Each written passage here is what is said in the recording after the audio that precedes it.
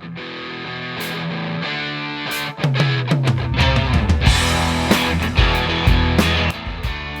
we've taught our children, we were taught as infants to say hello and goodbye. Yeah, I realize not every person who dies is celebrity, but they're special. Yeah. They mean something to somebody, and they just want to share their story. And we help them do that. That's kind of a really cool thing. The most special things you can have in a funeral, the things that you'll always remember about the families, are the things that actually don't cost any money. Death has been something that people have tried to isolate, and we're saying it needs to be integrated, to integrate it into life, so that the person, it's not a reincarnation or something like that, it's just recognizing and honoring and facilitating the natural circle of life. Undertaking the Podcast is brought to you by Indiana Donor Network. As funeral professionals, we offer comfort and support to our communities during times of grief by going above and beyond to honor the legacies of their fallen loved ones. Every year, thousands of people leave behind the ultimate legacy through their gifts of organ, tissue, and eye donation. The loved ones of these donors often describe donation as a bright light during their dark times. We, as funeral directors, can further support families and honor their life-saving legacies of their loved ones by partnering with our local organ procurement organizations. For example, our OPO, Indiana Donor Network, has a funeral home partnership program. It's easy to sign up and comes with amazing benefits, including donate life supplies to display during a donor's funeral service. If you're a funeral director in Indiana, check out Indiana Donor Network's Funeral Home Partnership Program at indianadonornetwork.org/funeral directors. If you're outside of Indiana, we highly encourage our listeners to connect with your OPO and find new ways to celebrate the gift of life with those who we serve. All right. Brian Waters, Undertaking the Podcast, on location. I know what people do, and I know what people are for. So in this case, I know what the pastor's for. So I barged into the pastor's office. The pastor's Roger Spitler. He's my friend. So I come to torment him randomly. But this is my first time just plowing into your office with a recorder, isn't it, Roger? Yes. Welcome to Undertaking the Podcast. It's like, this is my office. Welcome to my office.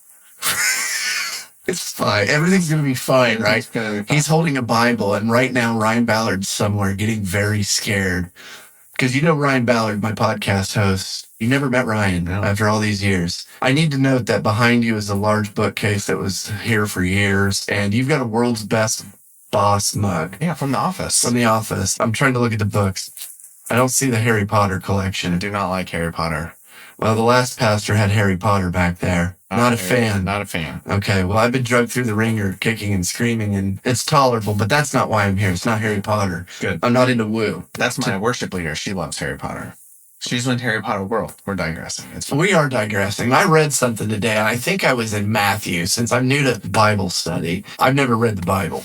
I tried one time. You know this, so for our listeners, the backstories. I tried linearly from front to back, and I got through, what is it first? Genesis? Yeah. Okay. Hey, passed my own test here. I didn't finish it. Wait a second. I got into tent building. Oh, that's Exodus. Did I get to Exodus? Yeah. So I made it a pretty good haul then. Yeah. So after the 10 plagues, right? I don't know. This is years ago, but I kind of quit after being a master tent builder. Yeah. Once you get to the middle of Exodus to Leviticus, that's usually where people stop when they try to read it through because it's a bunch of laws. Oh, so I did a very human thing. Yeah. Quit on law. Yeah. That's hilarious. So this was not a funny show, but I came here for a specific question. So let's get to the point. I read about the death of John the Baptist, and as a human, I probably don't listen very good. So I probably heard the story over the years, but I think everyone knows that John the Baptist was beheaded. So in my Bible that I was reading, which I left in the car, it told this story of his beheading, and I'm going to embellish on it. The way I read that, and you can correct me as I go, but Herod, king of the Jews, Yeah. was getting on with his sister-in-law. Yep. Okay, Dad said niece, but Dad was wrong. Dad tried to correct me today, and I was like, I don't know what's right or wrong here, so I'm just going to toss that up in the air. But I read it correctly, though, that it was his sister-in-law. Something was going down. And John the Baptist might have been a regular. I don't know about a regular, but he'd been before Herod before, right? Did he get called before Herod? Or at least he spoke about Herod in public, because if it was asked of him about the king, he's like, what do you think about what the king's doing with his sister? Everyone knows about it, right? And John's like, yeah, we're not supposed to do that. As a matter of fact, we kind of notched it in stone over there. So John didn't really go out on a limb, really. But if you speak against the king, that's not really cool. So he was locked up. Am I right so far? Yeah. Okay. Well, anyway, you can't really kill a guy that people follow, right? So Herod kind of didn't really want to kill him because he knew it would happen. Right. So he's just going to kind of tolerate the guy in prison. And I don't know if John's getting along in prison or not. Probably not. Be real in a human way, but spiritually, probably all right. Anyway, who knows? That's for you to discuss. There's a party, big bash, like you can imagine, right? Yep. For a king. There's dancing. There's tomfoolery afoot, and niece dances. Yep. And then she gets an ask of the king on the day of, not the day of my daughter's wedding, but the king's birthday, and she's family, so she gets an ask. Yep.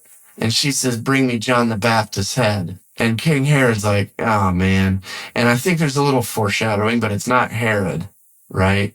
Pontius Pilate. I'm getting in sidetrack brain. Herod didn't want to kill this guy because he knew what followers do when you kill a guy. Right. It was all Herodias. Herodias. Oh, you're teasing me. You're titillating me with that term. So anyway, the point of the story is, obviously he was beheaded, but the woman who asked got his head on a silver platter. Yep. Is that correct? Yep. So that something like that has happened before, time and time in history. But I read that this morning before I went to work. And what I took from that was, you better be careful what you ask for. Because when I hang my hat at the end of the day, death, we got John the Baptist's death. We can talk about beheading. But I took about it, you better be careful what you ask for. Because at the end of the day, I don't want to be the one that gets John the Baptist's head on a plate.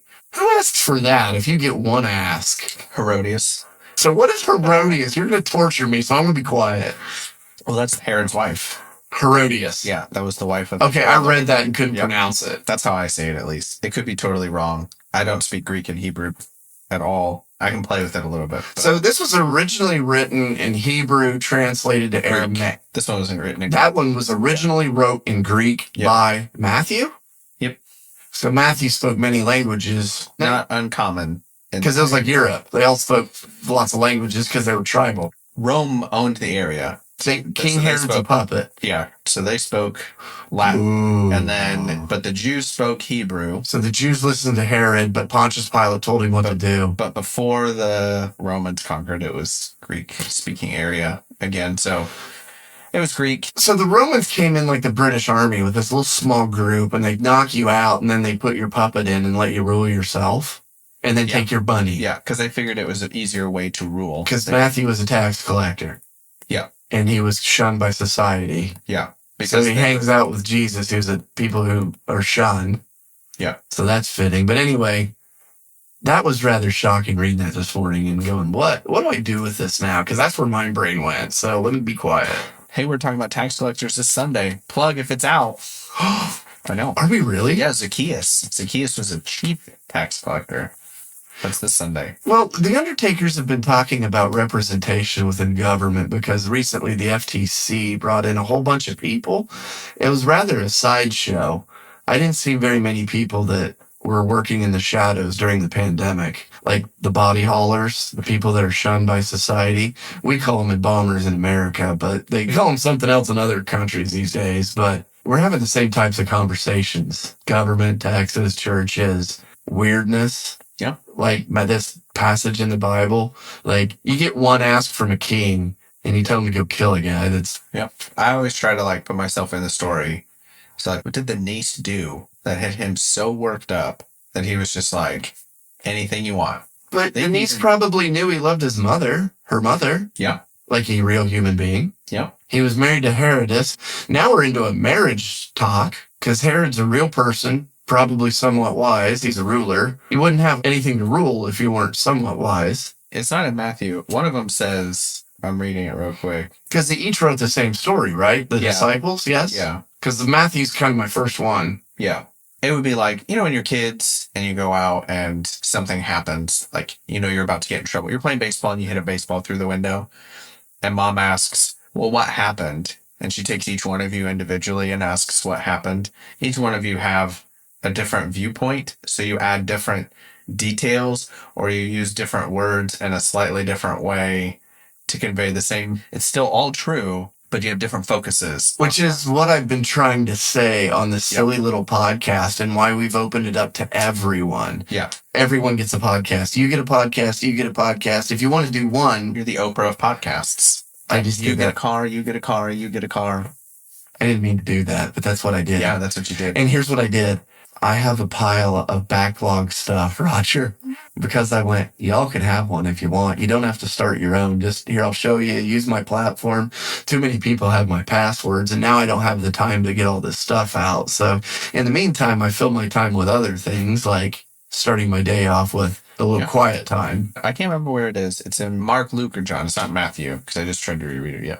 But he said after she danced, one of the stories will say, I will give you anything you ask for, even up to half of my kingdom. Why would she ask for that? Because everyone listened to John and they were turning against Herod because of his actions. Not everyone was turning. John was kind of a weird guy out in the middle of the wilderness. And I'm trying to correct my language because everyone and no one doesn't exist. Right. No, he was kind of a weird guy. He just lived out in the wilderness. He was a weird dude. He lived in the wilderness? Yeah, it says he lived in the... I don't know if it's in this one. King of the Jews. No. John. John. Well, John the Baptist is a John's weird guy. Yeah, John's a locust, weird dude. honey and locust eater. Total weird guy. Total Jesus cat, right? Yeah. He's like, oh, yeah, I'll follow you. I get it. Yeah, no, Herod's just a... He's just a king. He's just a puppet king. He's a puppet And if king. He wasn't defeated by the Romans, though.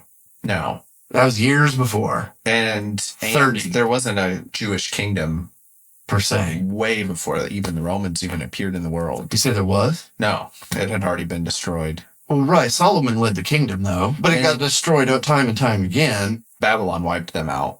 Is Babylon the term for any city that gets destroyed? No. Where is Babylon, then? We can go there. Babylon. It's in the desert. Yeah. It's in Iraq, right? Ish, I think. It's between the rivers, right? Tigris, Euphrates, Babylon. We'll find it. This is another podcast, It's folks. right here. Look at the picture, everyone. Oh. It's right there. You're serious? It's Yeah. Wait, hang on. Oh, I mean, it's are you? Hang on, let me get my bear. like Saudi Let- Arabia-ish. Let me get my bearings straight. No, it's not. It is kind of Saudi Arabia. It's UAE, Saudi Arabia, Iraq. It's right there at the kind of the intersection of all three. Yeah. Right there on the Euphrates, not Tigris. So the real Babylon. Yeah. I'm excited now. I like history. Yeah. It was a real place. Well, didn't I tease you and text you a song over the weekend about Babylon? I think you did. That's why that's in my head. Because I was listening to a song called Babylon is Falling. And I feel like that song is a reference for kind of like that type of... I'm not great with numbers, so don't hold me to this number. If you're listening to this and you know the number, don't judge me.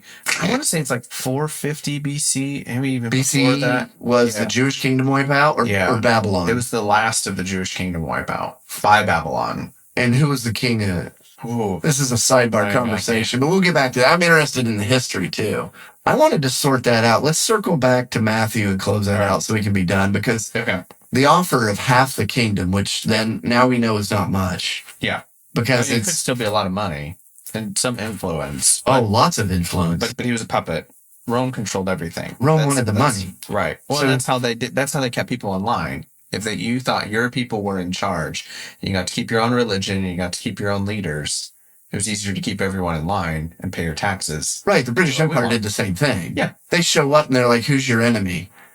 Yeah. We'll help you out. Or then you become the enemy.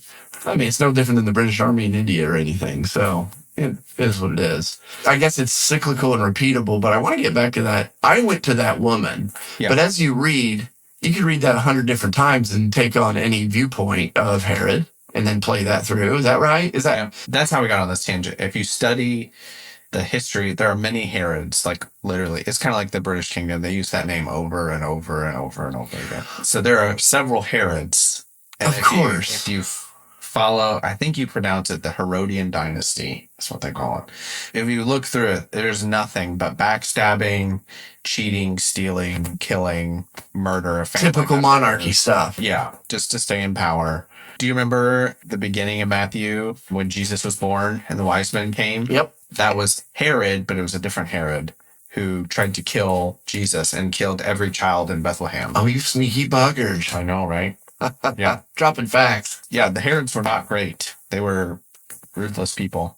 Let's finish that out, though. Yeah. So that's how you can, being that I popped in here to the office for the first time. I did marriage counseling in this room. That's why I said, Not with me. But no, that was 7 years prior to you at least. Yeah. That's why I recognize the office. I felt like talking about that today because as an undertaker, I went, what a representation of a decision other than a head on a silver platter. Let it be John the Baptist. And then you asked for it. Yep. Yeah. And I don't want to throw her into the pit, but boy, because she got to live the rest of her life with that memory. I'm guessing it probably didn't go well. What do you do with it afterwards? I kind of feel pity for her. Yeah. I mean, I know that somewhere, because someone might have wrote about her, but not enough to make this one. Yeah. Maybe there'll be more. Probably not. No, I don't think she comes back. It's a good commentary on sin. Why was John the Baptist in jail?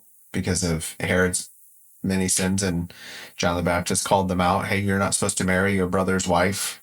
Yeah, so technically John the Baptist turned his back on the Old Testament. No.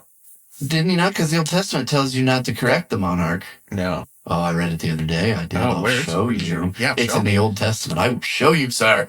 Yeah. My brain's weird these days. It could also be in the Bible.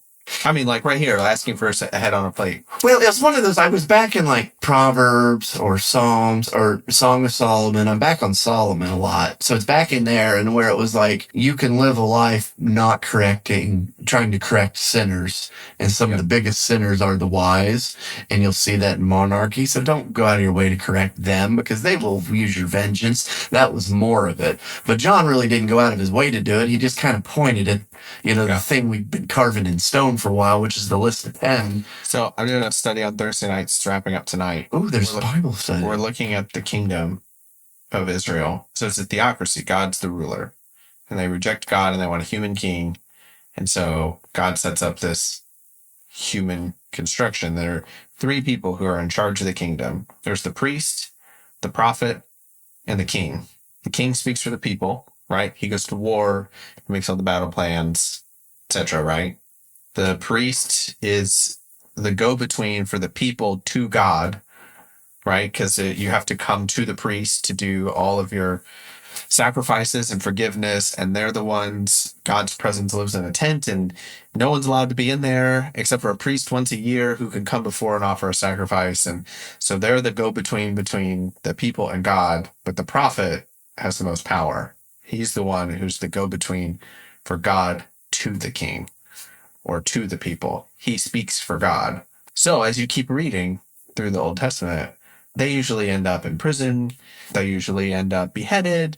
They end up getting killed or buried or... This is reassuring. Yeah. In my way, I kind of laugh because I'm like, it's kind of obvious what outcomes can be. Right. And that's troublesome. So bringing you full circle, Thank you. talking about Babylon, right? They came and wiped out the last bit of David's kingdom. Yes. Like many generations later. Son of David, David's kingdom. Yeah. And wiped out Jerusalem. And there are all these prophets that were running around saying, God would never destroy his holy city, his holy temple. We will never be defeated. Times are rough, but God will never allow us to be destroyed. And then here's Jeremiah running around going, you all are dumb. We're about to get destroyed. We are about to get annihilated. No, this guy's wrong. Like, there's like thousands of prophets who are all like, we're going to be fine. Because they all go to Jerusalem. Yeah, that's where everything, I mean, not all the, not, I mean, generally always. they get there eventually, if that's the idea. And, Babylon's coming, but everything's going to be fine. God's going to protect us. He would never destroy his holy temple. And they knew that because everyone in Babylon's going, hey, we're going over there in a little bit. Yeah. Oh, and I mean, you would see them coming. Oh, of course. Huge. And plus everyone knew. Yeah. Fast forward to the end of the story. Jeremiah was the only one who was truly speaking for God. Everybody else had a spirit of deception and falsity in them. And Jerusalem gets destroyed, absolutely razed to the ground. The king gets his eyes removed. Everybody gets exported. It is a horrible, terrible end. That was it. That was the end of the Jewish kingdom. Well, we'll wrap. Thank you. As we wrap, kind of my mode going into our second season. Our first season is like, I kind of look at it as like, that's old stuff. It's 500 episode. I kind of look at it as personal garbage. I don't care for it. Now the second season is very pointed and focused. and I'm trying to do the word that you said like months ago. It resonates in my house and in my head. Shema. Yeah. Yeah, I want you to explain it. For Listen, listeners. it's the Hebrew word for listen. It's a famous prayer beginning in Deuteronomy 6. Oh, really? Yeah, it's called the Shema. I'll find it easily. Yeah, I mean, in Hebrew... You said Deuteronomy 6, right? Yeah. Yeah, that's easy. Deuteronomy 6:4. Listen, O Israel, the Lord is our God, the Lord alone. You must love the Lord with all your heart, all your soul, and all your strength. They would say it 2 times a day. That's a Jewish prayer. Yeah. Yeah. So really the question is, if you don't understand the prayer, you have to understand what love is. Simple.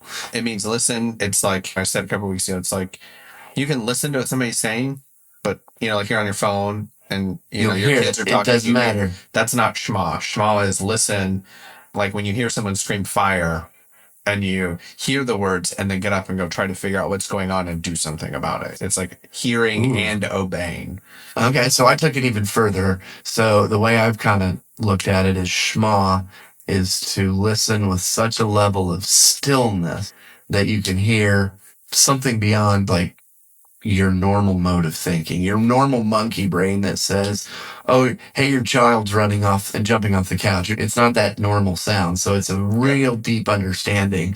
And now my 3-year-old runs through the house when someone's upset or, when another child is crying or someone's talking at a different pace. Charles the Thomas is what we call him.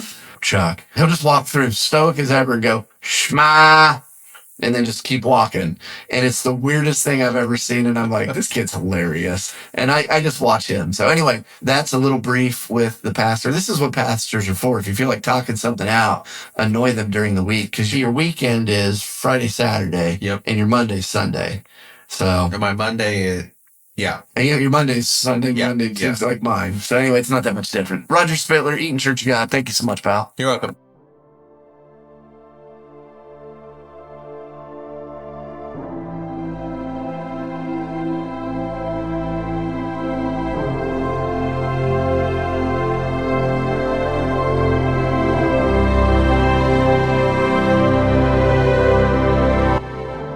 A funeral will hold up in front of society the most noble, the most thoughtful, sensitive, caring, compassionate aspects of life.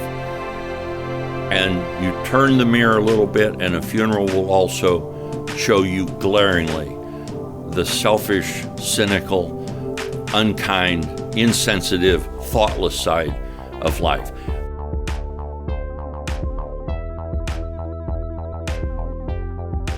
This is what my father will look like when he's dead, to myself. It was just like that. And then suddenly the tense all changed, and I said to myself, this is my father dead. That's how it happens. The most special things you can have in a funeral, and the things that you'll always remember for families, are the things that actually don't cost any money.